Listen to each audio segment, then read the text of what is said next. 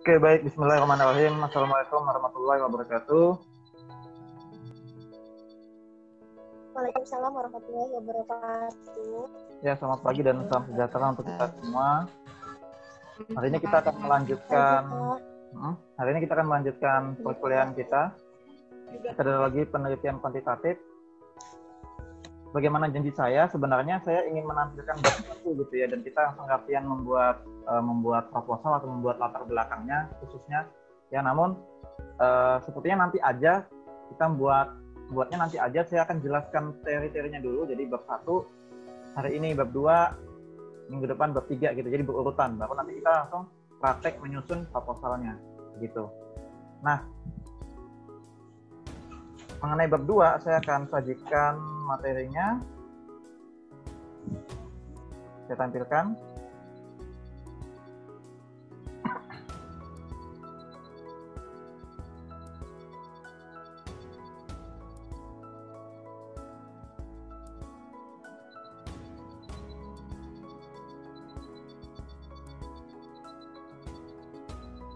Belum tampil ya? Belum, Pak. Ya, Belum, Pak. Ini agak lambat. Bentar ya. Ya, Pak.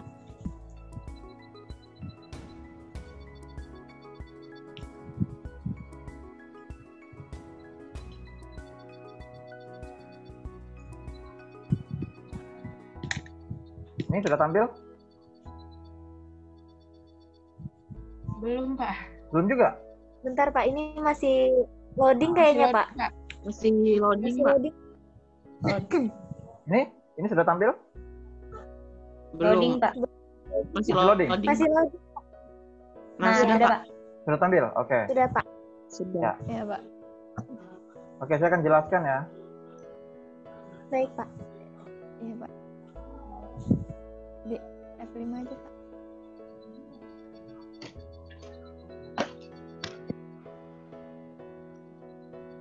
Oke, sudah tampil? Sudah, Pak. Sudah ya, oke. Ya, hari ini kita membahas mengenai kajian teori. Ya. Nah, kemarin kan bab 1 itu pendahuluan, bab 2 sekarang kajian teori. Nah, mungkin nanti kalian nggak usah bingung, ada istilah kajian teori, ada istilah kajian pustaka, ada kajian literatur, ya. Sebenarnya sama saja itu ya, tergantung nanti gaya penulisan di masing-masing universitas gitu ya. Nah, di sini kajian teori atau kajian pustaka boleh seperti itu ya. Nanti di pedoman skripsi fakultas itu ada apakah kajian teori atau kajian pustaka ya. Nanti semester 8 kalian akan dapatkan pedomannya. Oke.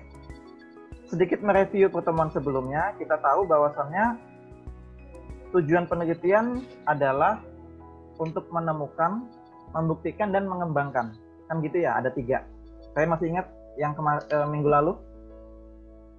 Benar, Pak. Ya, ada 3 ya. Nah, jadi kita akan bedah lagi. Ya, Pak. Penemuan itu data yang diperoleh dari hasil penelitian benar-benar baru. Ya, sebelumnya belum pernah ada.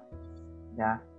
Sedangkan pembuktian, datanya itu untuk membuktikan adanya barangkali keraguan-raguan terhadap informasi atau pengetahuan tertentu. Sedangkan pengembangan, pendalaman, dan perluasan. Nah, ini menambahkan yang sudah ada. Nah, kaitannya dengan kajian pustaka, ya. Jadi semua ini, ya, ketiga hal ini ya tentunya harus dilandasi atau harus didasari oleh kajian pustaka atau kajian teori. Meskipun itu hal baru, misalnya, Pak, ini kan hal baru, berarti ada nggak kajian teorinya? Ya tetap ada. Tetap ada ya, teori dasarnya pasti ada. Misalnya yang saya bilang kemarin itu misalnya saya membuat media pembelajaran baru. Ya teori dasarnya tentang media pembelajaran kan gitu. Saya mau buat mobil listrik. Ya teori dasarnya ya tentang teknologi, nah kayak gitu. Meskipun itu hal-hal baru tapi tetap ada kajian pustakanya.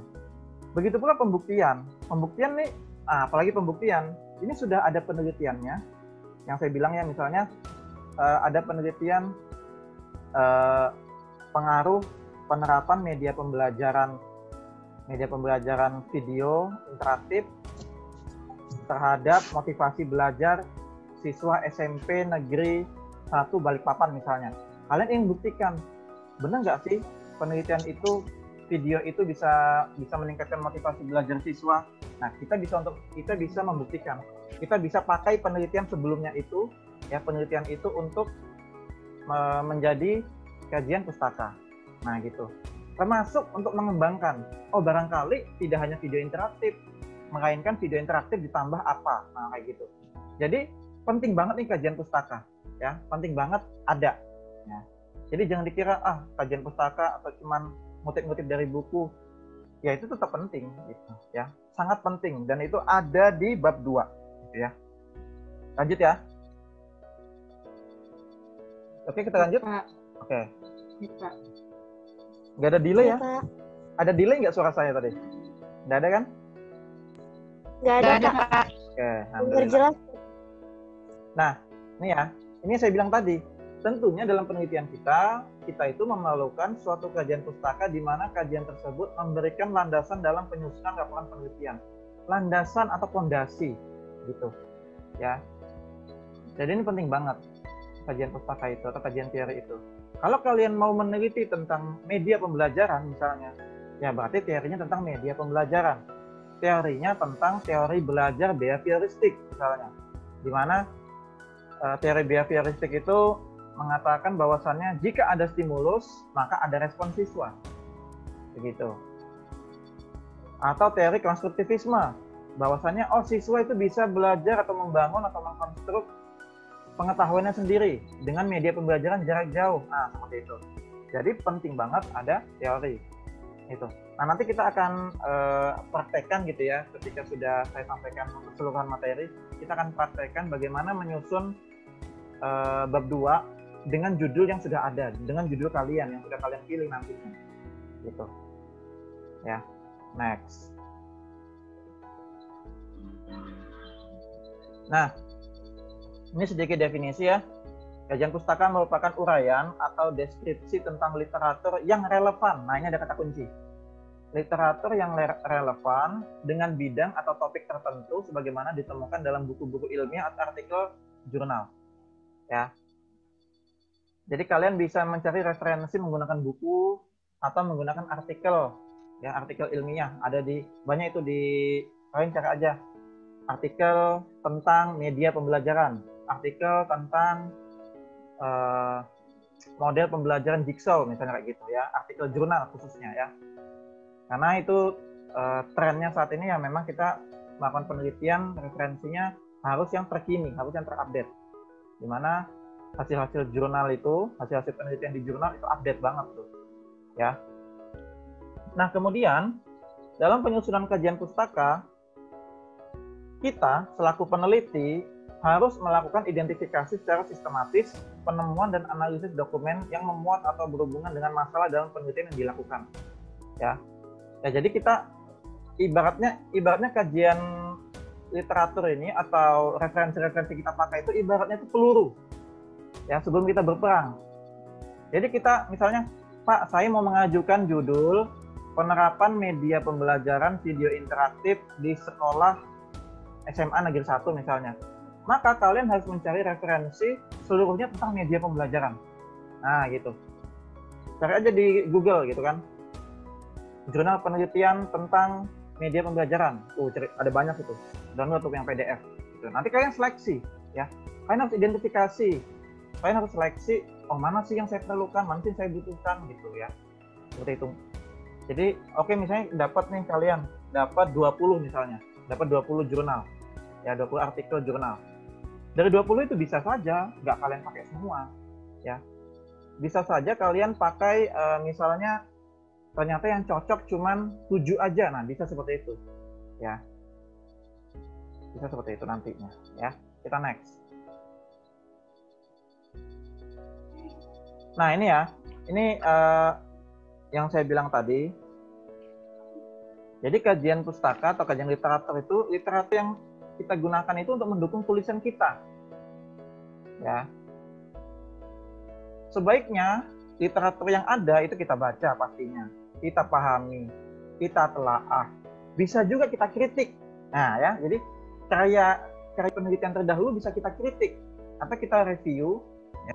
Jadi bisa kita kritik misalnya, kelemahannya di mana, kekurangannya di mana. Oh, aku tambahkan di sini nih, gitu ya, bisa seperti itu. Ya. Nah, tinjauan literatur sangat penting perannya dalam membuat suatu tulisan ataupun karangan ilmiah, di mana tinjauan literatur memberikan ide dan tujuan tentang topik penelitian yang akan dilakukan. Sekali lagi, membantu kita untuk mengarahkan, gitu ya. Kalau misalnya tadi, sekali lagi, kalau misalnya judulnya tentang variabelnya tentang media pembelajaran dan hasil belajar, misalnya, maka ya sudah kalian cari literatur tentang itu, tentang media pembelajaran, tentang hasil belajar, sudah terarah. Bisa cari yang kemana-mana, nggak usah melebar, fokus di situ aja, gitu. Ya, next. Oke, jadi ini yang saya bilang tadi, bahwasannya kajian pustaka yang baik haruslah bersifat relevan, mutakhir, dan memadai. Relevan itu artinya berkaitan erat dengan penelitian kalian, gitu.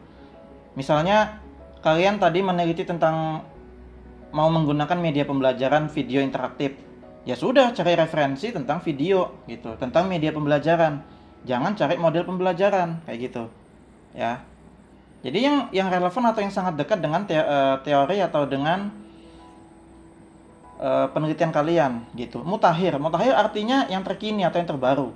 Nah, dari fakultas nanti itu ditetapkan bahwasannya referensi yang baik atau referensi yang sebaiknya kalian gunakan tuh minimal, ya, maksimal itu 5 tahun terakhir, 5-10 tahun terakhir, gitu. Jadi kalau ini tahun 2020, ya sudah berarti maksimal penelitiannya kalian ngambil referensi terakhir tahun 2010, gitu. Ya, itu yang mutakhir. Dan memadai artinya memenuhi atau tercukupi di penelitian kalian. Jangan juga misalnya saya mau meneliti, referensi saya cuma 1, cuma 2, gitu misalnya. Ya itu terlalu sedikit. Cuma 5, terlalu sedikit ya. Minimal 10 lah atau 20, nah seperti itu ya. Mencukupi gitu. Jangan juga 1 atau 2 gitu. Ya, yang wajar lah. Ya. Nah, teori itu digunakan untuk langkah awal kita memahami permasalahan yang sedang diteliti. Nah, nanti dengan referensi yang ada itu kalian bisa menganalisis, bisa mensintesis, bisa meringkas atau membandingkan. Nah, biasanya begitu. Jadi kalian ngutip pendapat-pendapat dari ahli misalnya tentang media pembelajaran, tentang video pembelajaran. Lalu kalian sintesis ya. Kalian simpulkan, oh media pembelajaran menurut saya tuh begini loh, gitu. Dari pendapat beberapa ahli. Seperti itu. Itu mensintesis atau mensintesa. Gitu. Jadi jangan terus-terusan mengutip ya, tapi kalau bisa kita kasih pendapat kita juga gitu. Biasanya di akhir paragraf biasanya. Nanti saya akan kasih prakteknya gitu ya. Jadi misalnya menurut si A media pembelajaran adalah apa? Menurut si B media pembelajaran adalah apa? Sehingga menurut peneliti media pembelajaran adalah kayak gitu. Jadi semacam gabungan gitu ya, atau perbandingan dari teori-teori yang ada atau teori-teori sebelumnya, seperti itu. Nanti kalian harus bisa seperti itu, minimal seperti itu ya. Oke, kita lanjut. Nah, sedangkan fungsi dan tujuan dari kajian teori adalah fungsinya membantu kita memecahkan masalah yang akan diteliti, pastinya ya. Sedangkan tujuannya untuk menentukan apa yang telah dilakukan orang yang berhubungan dengan topik kita. Kemudian juga, nah ini yang penting nih, mencegah duplikasi ya, mencegah duplikasi penelitian orang lain, tapi memberikan kita pemahaman dan wawasan yang dibutuhkan untuk menempatkan topik penelitian yang kita lakukan dalam kerangka yang logis. Jadi kajian pustaka itu sebenarnya membantu kita agar kita tidak dibilang duplikasi ya. Kita bisa menganggap atau kita bisa menjelaskan bahwasannya penelitian kita adalah penelitian lanjutan dari penelitian sebelumnya misalnya. Penelitian kita ingin membuktikan penelitian sebelumnya misalnya. Penelitian kita digunakan untuk mengembangkan penelitian sebelumnya misalnya. Ya, seperti itu. Kemudian dengan mengkaji penelitian sebelumnya memberikan alasan untuk hipotesis penelitian, sekaligus menjadi indikasi pembenaran pentingnya penelitian yang akan dilakukan. Nah, ini yang saya bilang tadi, bahwasannya dengan adanya penelitian terdahulu, ya, membuat peneliti itu lebih lebih pede misalnya ya, lebih pede. Penelitianku ini ada penelitian terdahulunya kok, gitu. Ada yang sudah pernah melakukan dan berhasil. Ada yang pernah melakukan namun belum berhasil, ya sudah, ini saya tambahkan dengan model pembelajaran ini misalnya. Nah, kayak gitu. Jadi memberikan alasan untuk hipotesis kita, gitu. Pak, gimana penelitian yang baru misalnya, penelitian penemuan? Yes, ya tetap saya bilang tadi ya, ada kajian pustaka yang dipakai pastinya. Ya, kalaupun misalnya, Pak, kan nggak ada pendukungnya ya cuma teori, ya. Namun dia ingin melakukan penemuan baru, ya. Pendukungnya itu hanya teori saja, ya. Karena belum ada penelitian terdahulunya. Misalnya tadi itu yang saya bilang, ingin menemukan suatu model pembelajaran baru. Ya pasti kan dasar teorinya ya minimal model pembelajaran yang berkaitan atau yang mirip dengan model pembelajaran tersebut. Atau teori konstruktivisme misalnya, teori pembelajaran kayak gitu. Ya, seperti itu. Kita lanjut. Nah, ini yang penting, ini bisa kalian catat ya. Nanti di bab 2 isinya ini ya. Jadi, sistematika bab 2 nanti isinya adalah variabel-variabel kalian pastinya ya. Kemudian harus ada penelitian yang relevan. Nah, kalau dari fakultas itu menetapkan minimal 5 ya. 5 penelitian relevan. Mungkin kalian akan nanya, Pak, tadi katanya disuruh nyari 20 artikel jurnal. Iya, 20. Nggak apa-apa cari 20. Tapi dari 20 itu, mana yang menjadi rujukan utama atau yang paling mendekati dengan penelitian kalian? Ambillah 5, gitu. Ya. Penelitian relevan itu 5. Kemudian kerangka berpikir itu semacam ringkasan atau alur berpikir kalian yang dituangkan dalam gambar, misalnya gambar flowchart alur penelitian kalian atau deskripsi gitu di kerangka berpikir. Semacam ringkasan bab 1 bab 2 begitu ya. Ini di akhir-akhir biasanya. Kemudian hipotesis. Nah, hipotesis itu ya dugaan sementara. Misalnya kalian tadi mengambil judul penelitian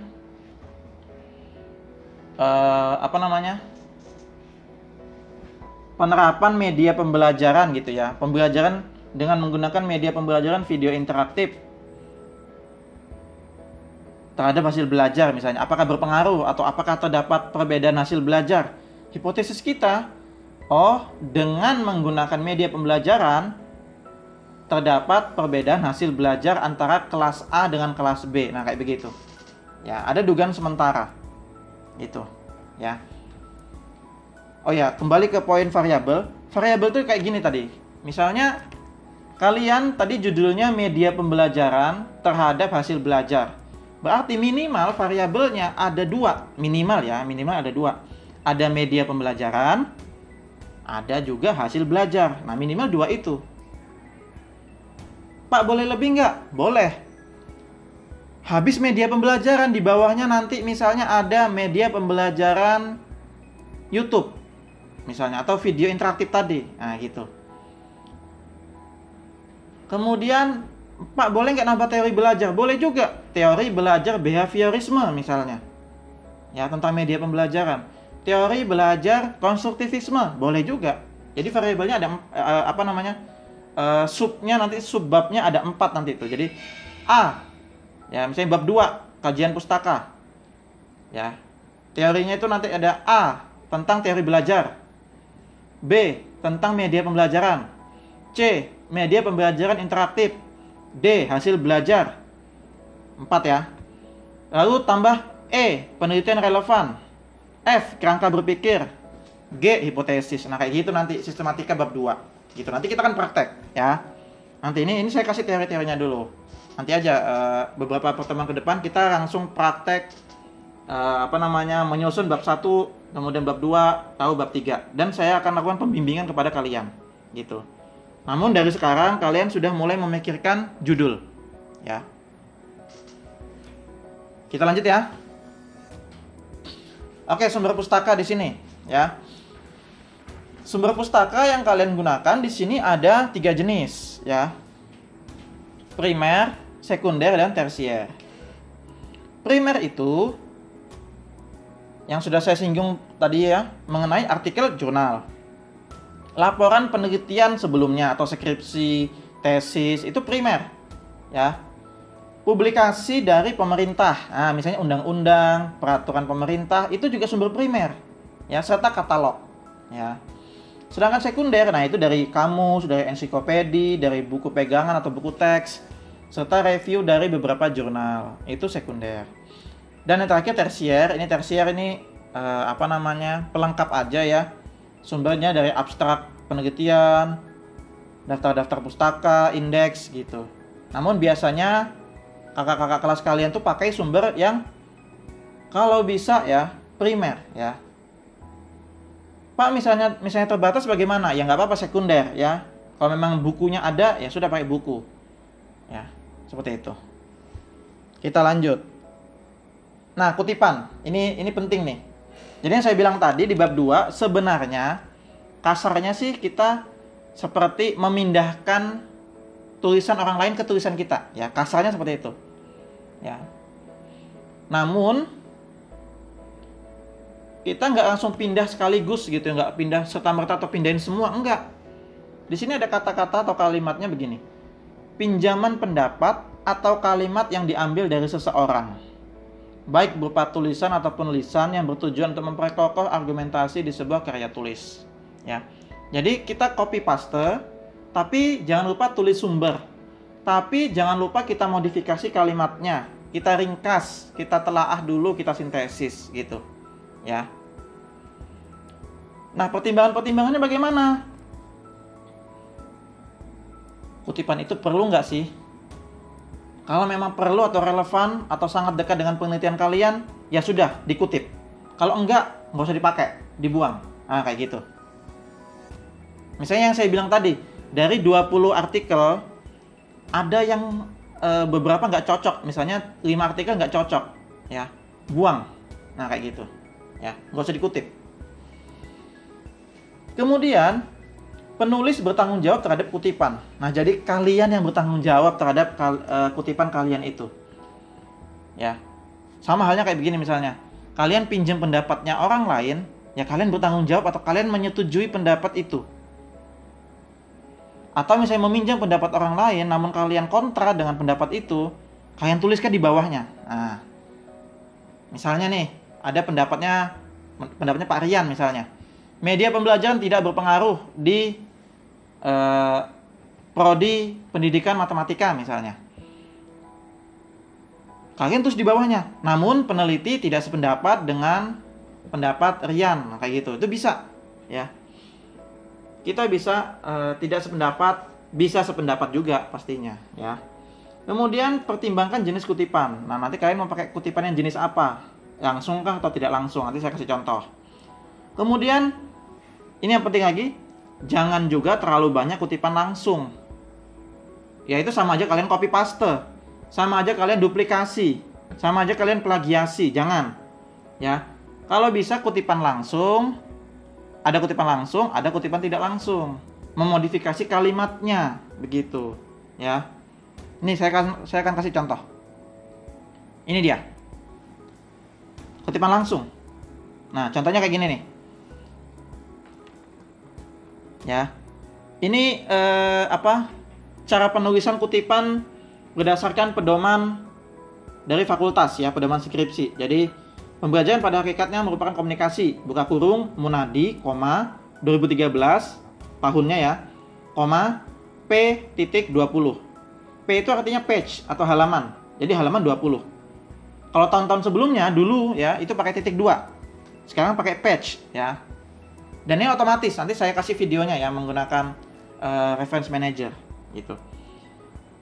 Kutipan langsung bisa juga begini. Munadi menjelaskan bahwa koma kemudian tanda petik. Nah, kayak gitu. Ya. Sedangkan tak langsung, nah kalian bisa lihat bedanya tuh. Coba lihat bedanya. Apa bedanya? Coba ada yang bisa ngasih pendapat nggak?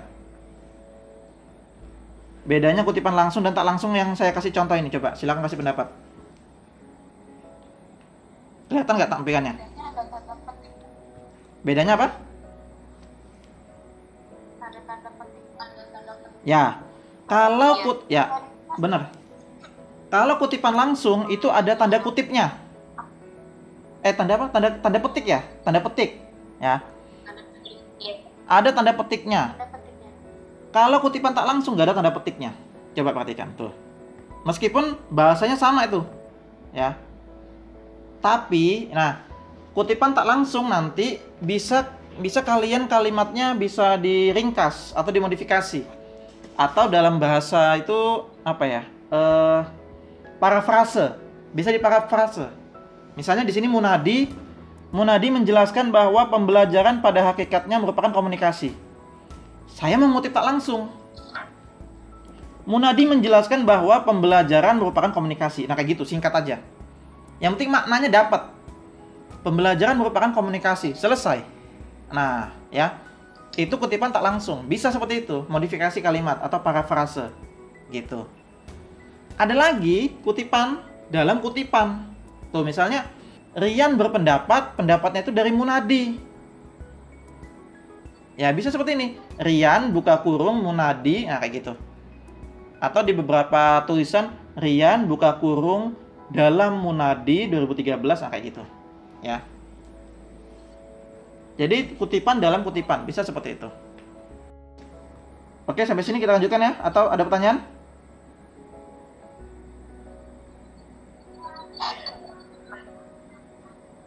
Ada pertanyaan barangkali? Lanjut, Pak. Lanjut ya. Oke. Ini kayaknya sudah selesai sih. Sih ya benar. Jadi nanti khusus untuk bab 2 sebaiknya kalian mulailah berlatih menggunakan reference manager. Itu ada di Microsoft Word ya, ada di Microsoft Word. Nanti ngutipnya itu langsung otomatis. Nanti buat daftar pustakanya otomatis ya, seperti itu. Nanti saya akan kirimkan video tutorialnya ya nanti setelah ini. Ini kan saya menggunakan HP jadi akan sulit ya, saya pastinya nggak bisa tutorial. Nanti saya bikin video sendiri, nanti saya share ya bagaimana mulai mengutip menggunakan reference manager seperti itu ya. Ya, kita lanjutkan sedikit ya. Ini saya akan kasih beberapa cara untuk pengutipan ya. Ini misal kalian tulis kutipan ya, misalnya dari buku atau dari artikel jurnal.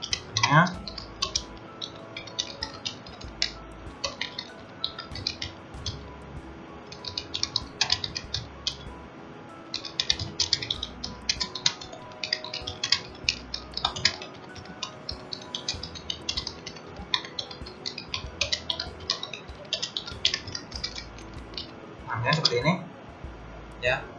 Misalnya ini kalau ketik manual begini.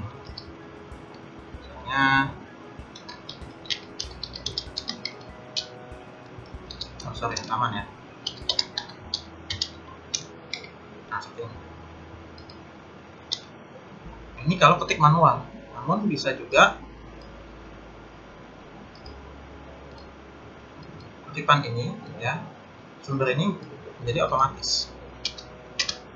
Ya, ini kita misalnya sudah kita kumpulkan seluruh referensi ya, kita sudah kumpulkan seluruh referensi yang akan kita pakai, lalu kita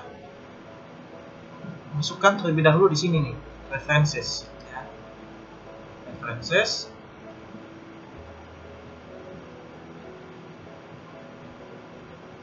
Lalu insert citation, pilih ini. Add new source. Nah, ini kita bisa pilih, bisa buku, jurnal artikel, conference proceeding, report, website, ya dari internet juga bisa. Ini sudah ada formatnya, ya otomatis. Misalnya itu dari buku, book, ya. Penulisnya Usman. Kalau penulisnya lebih dari satu, bisa di sini nih tambah, ya. Nah, bisa kita tambah penulisnya. Ini penulisnya cuma satu, Usman. Kemudian bukunya misalnya judulnya Media Pembelajaran abad 21 misalnya. Tahun 2012. Kota Bandung misalnya. Penerbit Alpha Beta. Ini misal. Ya. Kemudian oke. Atau mau nambahin halaman juga boleh. Oke.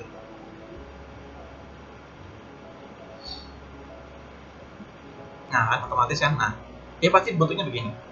Jadi misal saya hapus dulu. Misal kalian mengetik ini. Lalu, ini kutipannya siapa ya? Gitu kan. Nah, kalian tinggalin aja. Insert Rusman. Nah, selesai. Nanti kalau ada pendapatnya Rusman, pendapat kedua misalnya, pendapat kedua ini Rusman lagi. Nah, seperti itu. Ya. Namun ini susah ya, atau sulit untuk misalnya kutipannya Rusmannya menjadi di depan ya. Misalnya Rusman berpendapat bahwa gitu, itu sulit ya. Ini harus diedit menjadi apa namanya, static text dulu ya, dieditnya. Nah, gitu.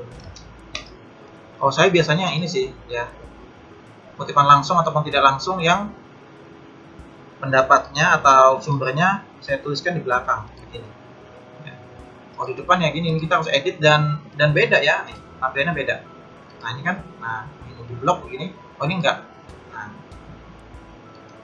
Pak, ini kok nggak ada halamannya? Ini bisa ditambah halaman kok. Ya. Edit, edit citation. Nah, edit citation, nah kita tambah halaman. Ya, halaman 103. Nah, pasti otomatis ada P.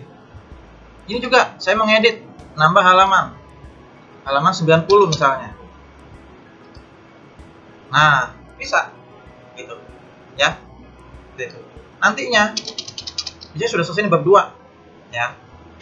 Kita bikin daftar pustaka.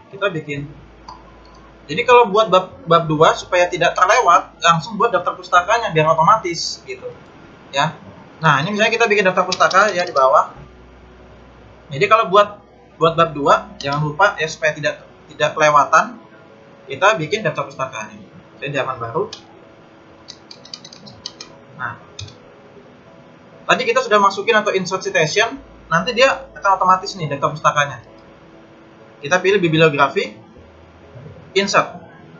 Nah, kan otomatis. Ini nggak perlu capek-capek ngetik ya. Jadi capeknya di awal aja, di ketika memasukkan gitu ya. Nah, ini otomatis nih. Otomatis deh daftar pustaka.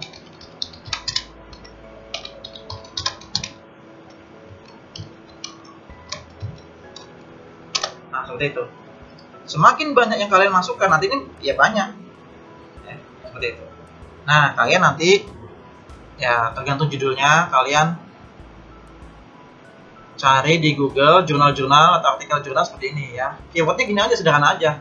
Pak, saya mau mencari tentang media pembelajaran dengan Zoom. Ya sudah, cari aja jurnal tentang pembelajaran dengan Zoom. Ini ada banyak nih. Nah, download aja. Nah, PDF. Banyak nih. Nah, ini download aja dulu yang banyak-banyak. Nanti tinggal seleksi mana yang kalian paling mirip atau paling mendekati dengan penelitian kalian gitu. Pak, saya mau menggunakan model pembelajaran, berarti jurnal tentang model pembelajaran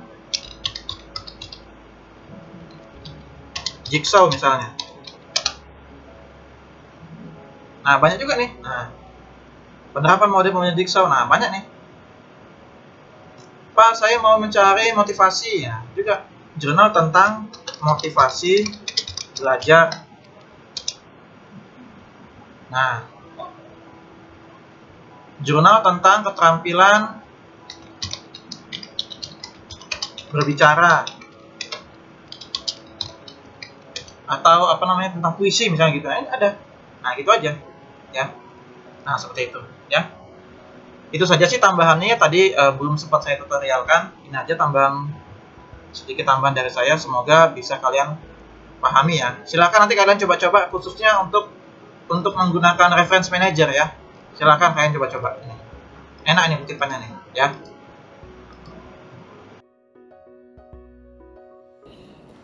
Oke, itu aja yang bisa saya sampaikan terkait dengan bab 2 ya, sistematika bab 2 serta pengutipan ya, serta pentingnya penelitian relevan, 5 penelitian relevan dalam hal ini ya, sebagaimana pedoman skripsi dari fakultas seperti itu ya.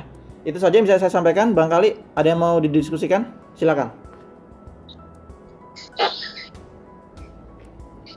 Silakan tanya kalau memang mau bertanya, silakan.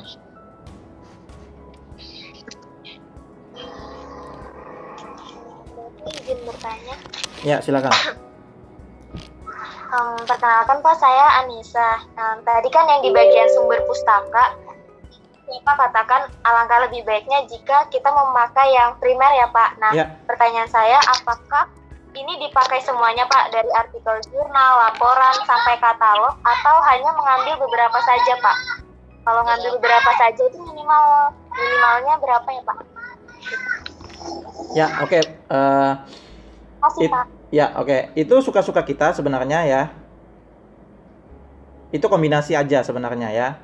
Misalnya kalian mau artikelnya 10, bukunya 5, ya silakan. Skripsinya 2, ya silakan. Ya, itu suka-suka kita, gitu ya, nggak masalah. Ya, itu nggak masalah. Ya, yang penting tadi itu kalian harus ada referensinya pastinya, ya. Jangan sampai nggak ada referensinya. Dan itu bebas-bebas aja sih menurut saya, bebas-bebas aja.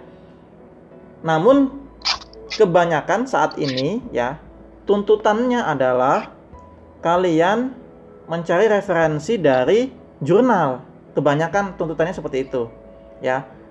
Buku-buku mulai ditinggalkan, beneran deh.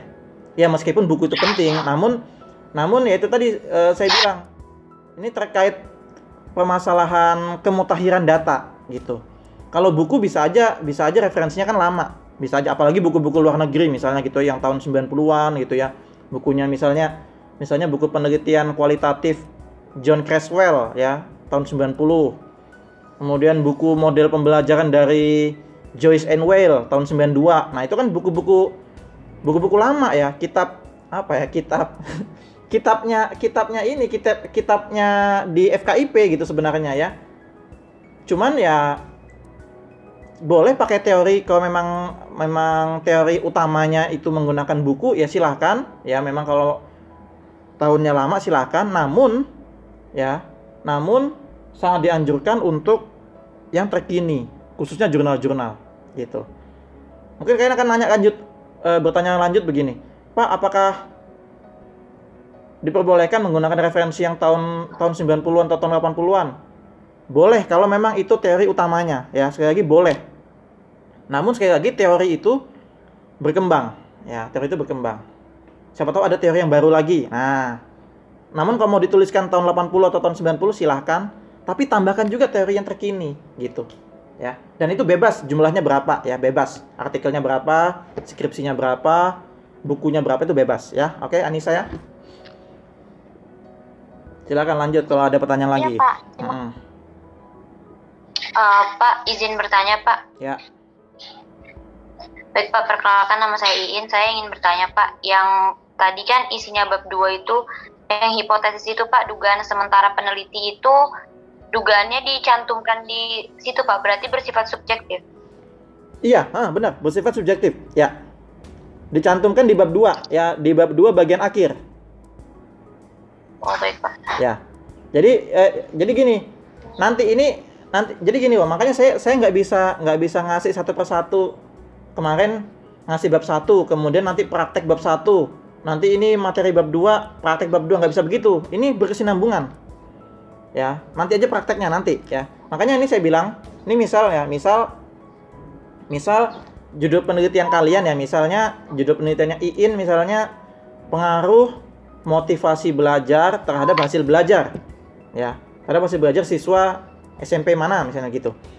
Nah, dugaan kita yaitu kalau judulnya seperti itu tadi, pengaruh motivasi belajar terhadap hasil belajar, maka hipotesisnya nyambung dengan judul.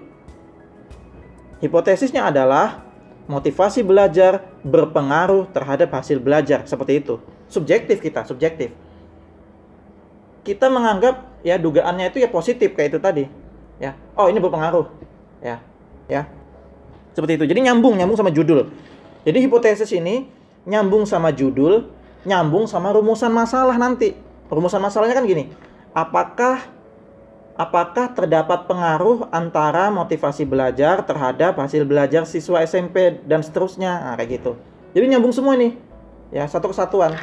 Makanya nanti aja prakteknya ya, nanti. Seperti itu, ya. Oke, Pak. Terima kasih. Ya. Barangkali ada lagi? Atau cukup? Cukup, Pak. Cuman nanti boleh di-share PPT-nya, Pak, di grup mungkin. Oh iya. Mau Dari PPT mau PowerPoint-nya? Dari yang Kenapa? PPT dari yang materi awal, Pak, kalau boleh. Oh ya sudah. Oh jadi YouTube kemarin nggak anu kah? Kurang kah? Oh itu YouTube itu anu loh. YouTube itu PowerPoint sekaligus ada suara saya itu. Iya, udah nonton, Pak. Kita lihat juga, Pak. Ya sudah, nanti saya kasih. Udah di-subscribe kok, Pak. Ah? Sudah subscribe. Ya nanti saya kirimkan PowerPoint-nya ya. Sudah. Nanti saya kirimkan. Iya, Pak. Saya kirimkan PowerPoint-nya nanti ya.